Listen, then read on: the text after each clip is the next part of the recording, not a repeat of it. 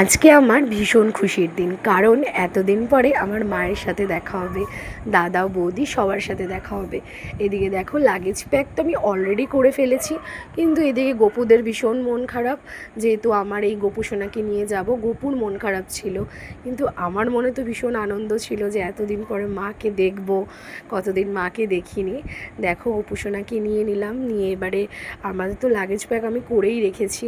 এই যে দেখো তোমাদের দাদাভাই কাজে যাবে, কাজে যাওয়ার পথে আমাদের দিয়ে যাবে। কিন্তু দুঃখের বিষয়, এত ঝড় বৃষ্টি হচ্ছিল সেই দিন, খুব কষ্ট করে এসেছি, সেই ভিডিও ক্লিপগুলো তোমাদের সাথে শেয়ার করা হয়নি।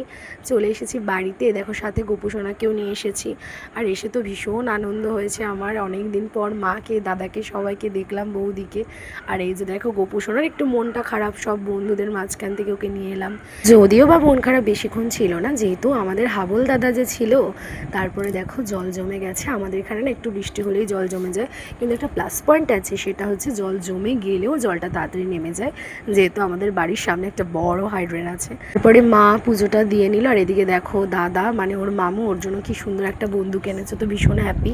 আর এদিকে একটু চকলেট কেক খেয়ে নিলাম। তারপরে মা বানিয়েছিল হচ্ছে ডিম টোস্ট, আর দাদা এনেছিল ডার্ক ফ্যান্সটির এই চকলেট মিল্ক শেকটা, সেটা আমরা একটু খেয়ে নিলাম। তারপরে দেখো আমাকে শুতে দেখলেই হয়েছে, ঘাড়ের ওপর উঠে চড়ে বসবে, পেটের ওপর উঠে চড়ে বসবে। ওই যে আমি একটা ছেলের মা।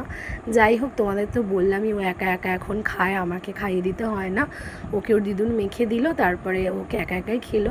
আর আজকে অনেক দিন পর লোটে মাছটা খেলাম। আমার শ্বশুরবাড়িতে লোটে মাছ ঝুড়ো খায় সবাই, কিন্তু আমার বাপের বাড়িতে লোটে মাছটা না গোটা গোটা রান্না হয়, বেশ ভালো লাগে আমার আমার এই মানে আমার ভীষণ ভালো লাগে। তো অনেক দিন পর খেলাম, তো তাই জন্য একটুখানি মানে আগেই টেস্ট করে নিলাম ভাতের সাথে। তারপরে মা আম কেটে দিয়েছিল, একটু আম খেলাম। তারপরে দুপুরবেলা চলে এসেছিলাম ছাদে, দুপুরবেলা না, এটা বিকালবেলাই বলা চলে। আর আমি কিন্তু একা ছিলাম না, আমার সাথে এই যে ছিল আমার সাথে আমার পাখি। যাই হোক, ছাদে অনেক দিন পর ছাদে এলাম, ছাদে সেভাবে আসাই হয় না, যেহেতু মা এতদিন ছিল না। তারপরে সামনের বাড়ির পূজা বৌদি দিয়ে দিয়েছিল যে আশফল, এটা কিন্তু একটা আশফল, কিন্তু কত বড়। তারপরে চলে এসেছিলাম রিঙ্কি বৌদির বাড়িতে, ওখানে এসে সিঙ্গারা, ঘটি গরম কত কিছু খেলাম। তারপরে বাড়ি এসে দেখি তোমাদের দাদাভাই এসেছে আর নিয়ে এসছে ফুচকা। তারপরে ওর বাবাকে পেয়ে তো ভীষণ আনন্দ পেয়েছে। তো চলো আজকের ব্লগটা এখানেই শেষ করছি, টাটা।